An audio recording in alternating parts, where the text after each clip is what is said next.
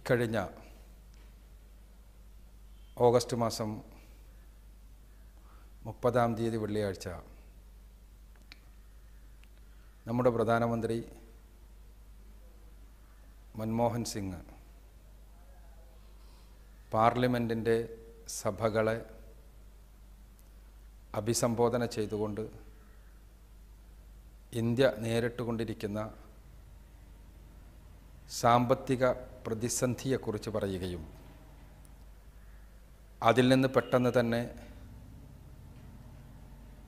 മുക്തമാകുമെന്ന് ശുഭാപ്തി വിശ്വാസം പ്രകടിപ്പിക്കുകയും അതിനുവേണ്ടിയുള്ള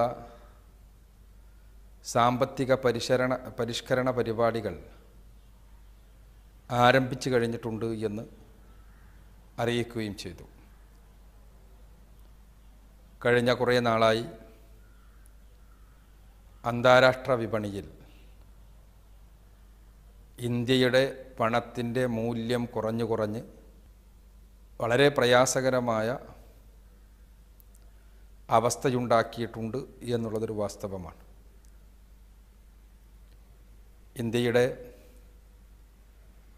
ആഭ്യന്തര ഉൽപ്പാദനത്തെയും കയറ്റുമതിയെയുമെല്ലാം ബാധിക്കുക മാത്രമല്ല, നമ്മുടെ സാമ്പത്തിക ക്രമത്തെ തന്നെ ദോഷകരമായി ബാധിക്കുവാനും തൊഴിലില്ലായ്മകൾ സൃഷ്ടിക്കുവാനുമെല്ലാം പര്യാപ്തമാണ് നാം നേരിട്ടുകൊണ്ടിരിക്കുന്ന സാമ്പത്തിക പ്രതിസന്ധി എന്ന വസ്തുത വേണ്ടത്ര ചർച്ച ചെയ്യപ്പെട്ടിട്ടില്ല. 1991 നരസിംഹറാവു ഗവൺമെൻറ്റിൻ്റെ കാലഘട്ടത്തിലുണ്ടായ സാമ്പത്തിക പ്രതിസന്ധിയേക്കാൾ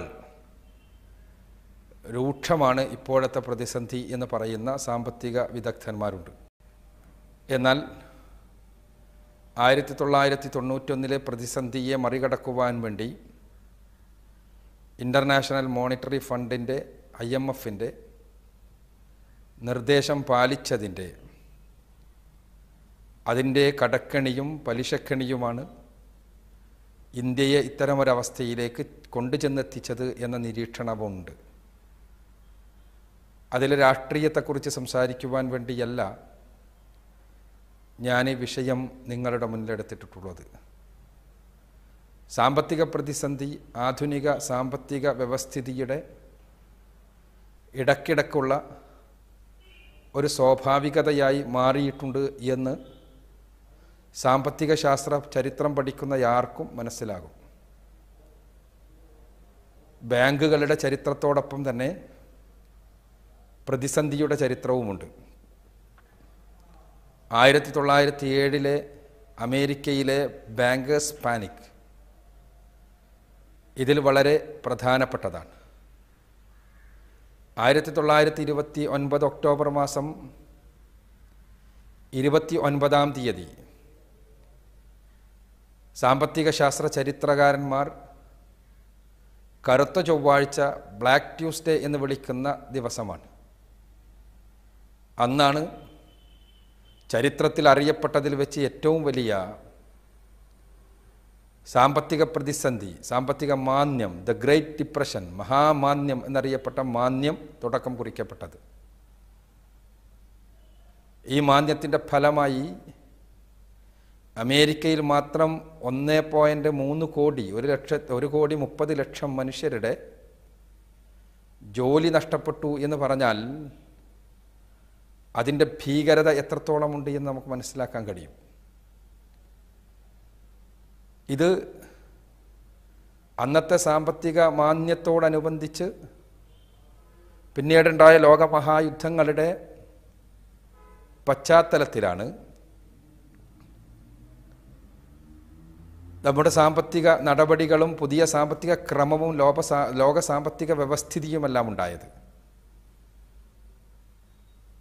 എന്നിട്ടും 1987 ഒക്ടോബർ മാസം 19-ാം തീയതി വീണ്ടും സാമ്പത്തിക ശാസ്ത്ര ചരിത്രത്തിന് ഒരു ബ്ലാക്ക് മണ്ടയെ കാണേണ്ടി വന്നു, ഒരു കറുത്ത തിങ്കളാഴ്ച.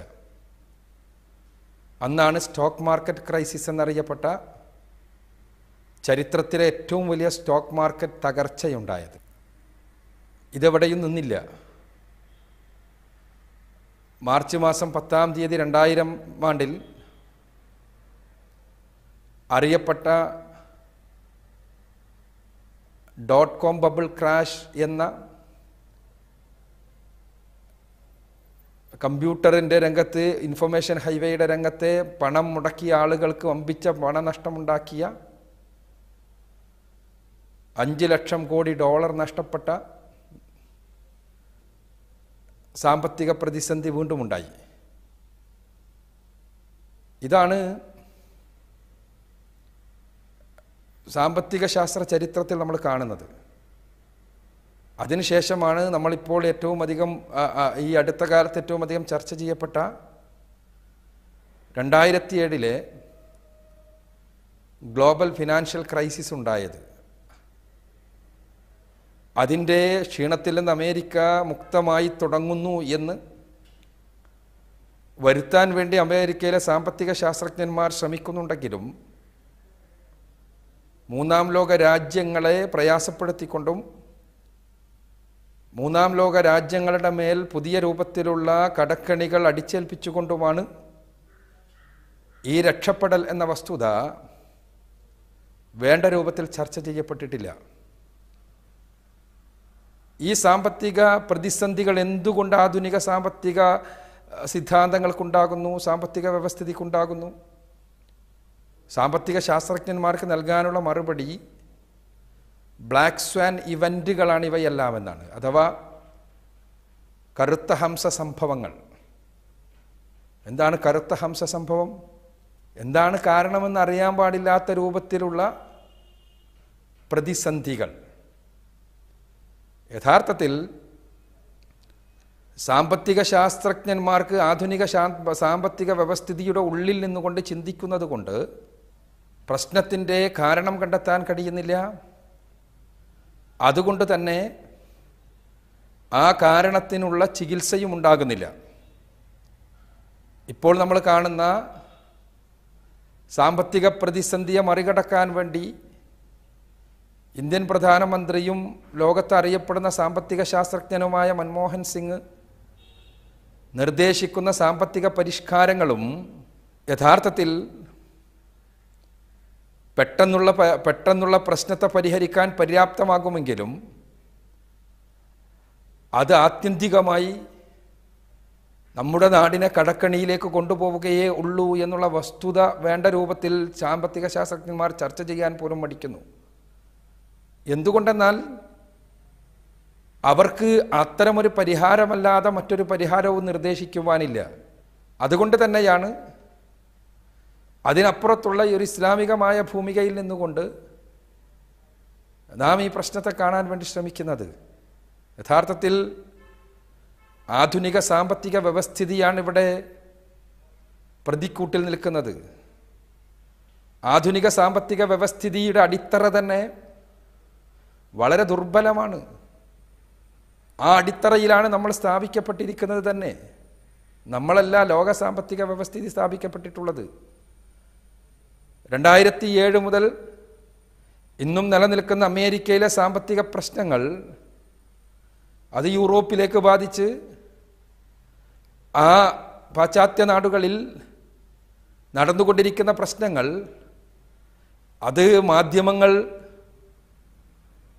വലുതാക്കി കാണിക്കാതെ സമർത്ഥമായി മൂടിവെക്കുന്നത് കൊണ്ട് ലോകം അറിയുന്നില്ലെങ്കിലും ആ പ്രശ്നങ്ങളുടെ അനുരണനങ്ങളാണ് നമ്മുടെ നാട്ടിൽ ഇന്നും കണ്ടുകൊണ്ടിരിക്കുന്നത് എന്ന വസ്തുത നമ്മളെങ്കിലും മനസ്സിലാക്കിയേ തീരൂ. ഇവിടെയാണ് ആധുനിക സാമ്പത്തിക വ്യവസ്ഥിതിയുടെ ലോകത്തെയും സമ്പത്തിനെയും കാണുന്ന രീതി, ആ രീതിക്ക് മാറ്റം വരണമെന്ന് പറയുന്നത്. സമ്പത്ത് അതിനെ കുറിച്ച് പറയുമ്പോൾ ഒന്നാമതായി അത് നമ്മുടേതാണ് എന്ന ചിന്തയിൽ തന്നെ പ്രശ്നമുണ്ട്. സമ്പത്ത് നൽകിയവനെ അറിയാതെ, സമ്പത്ത് നൽകപ്പെട്ടതാണ് എന്ന് മനസ്സിലാക്കാതെ, ആ നൽകിയവൻ്റെ നിയമങ്ങൾക്ക് വിധേയമായിക്കൊണ്ടാണ് സമ്പത്ത് സ്വരൂപിക്കുകയും അത് വിതരണം ചെയ്യുകയും ചെയ്യേണ്ടത് എന്ന് മനസ്സിലാകാതെ ഉള്ള ഏത് സാമ്പത്തിക പരിഷ്കരണവും വ്യർത്ഥമാവും എന്നുള്ളതാണ് ചരിത്രം നമുക്ക് നൽകുന്ന പാഠം. ധനം ശാശ്വതമല്ല എന്ന് പരിശുദ്ധ ഖുർആൻ പ്രഖ്യാപിക്കുന്നു. സത്യമല്ലേ? ധനം ശാശ്വതമാണ് എന്ന വിചാരമുണ്ടായിരുന്ന ആളുകൾ, വ്യക്തികളാണെങ്കിലും രാഷ്ട്രങ്ങളാണെങ്കിലും, അത് തകർന്നത് നമ്മൾ ലോകത്ത് തന്നെ കണ്ടതാണ്. ആധുനിക ചരിത്രത്തിൽ തന്നെ ലോകത്ത് തലയുയർത്തി നിന്നിരുന്ന റോം ഇന്നെവിടെ?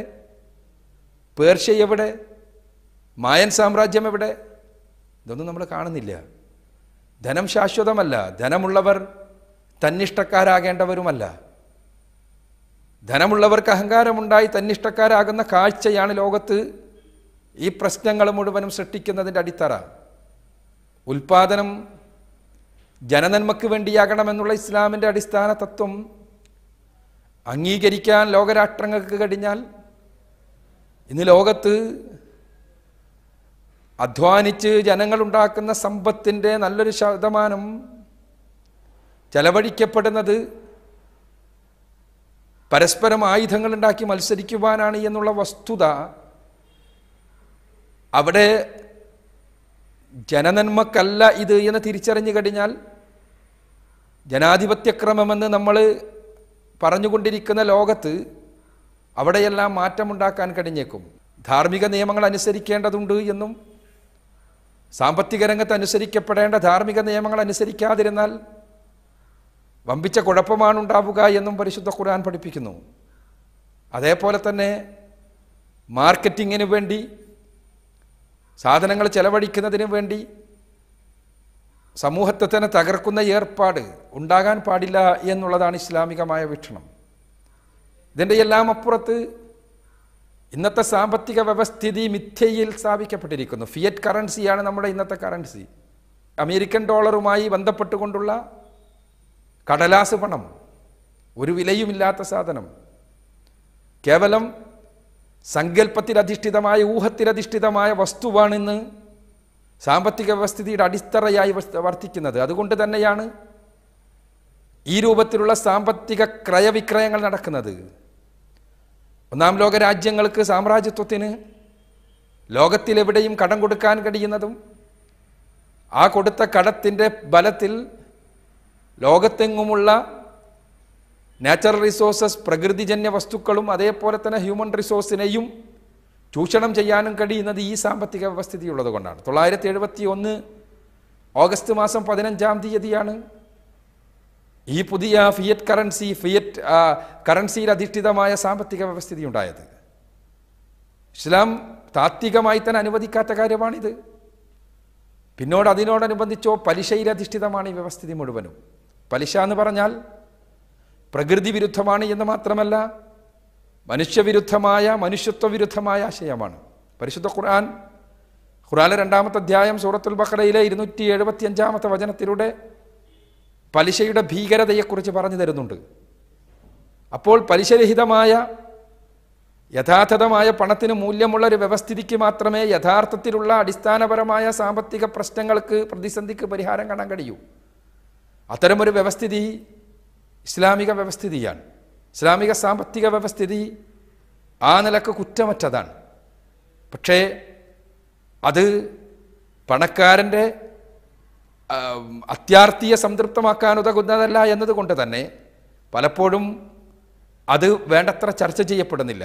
ഇന്ത്യയിലടക്കം ഇന്ന് ഇസ്ലാമിക സാമ്പത്തിക സംരംഭങ്ങളെക്കുറിച്ച് ചർച്ച ചെയ്യുകയും കേരള സർക്കാർ അക്കാര്യത്തിൽ ചില കാൽവെപ്പുകൾ നടത്തുകയുമെല്ലാം ചെയ്യുന്നു എന്നത് ഒരു പരിധിവരെ ശുഭോദർക്കമാണ്. തീർച്ചയായും ഇസ്ലാമിക സാമ്പത്തിക വ്യവസ്ഥിതിയാണ് ഇത്തരം സാമ്പത്തിക പ്രതിസന്ധികൾക്കെല്ലാം ആത്യന്തികമായ പരിഹാരം എന്നുള്ള വസ്തുത ലോകത്തോട് വിളിച്ചു പറയേണ്ടവരാണ് നമ്മൾ. അത് നിർവഹിക്കുവാൻ നാം സന്നദ്ധമാകണം. സർവശക്തൻ അനുഗ്രഹിക്കട്ടെ.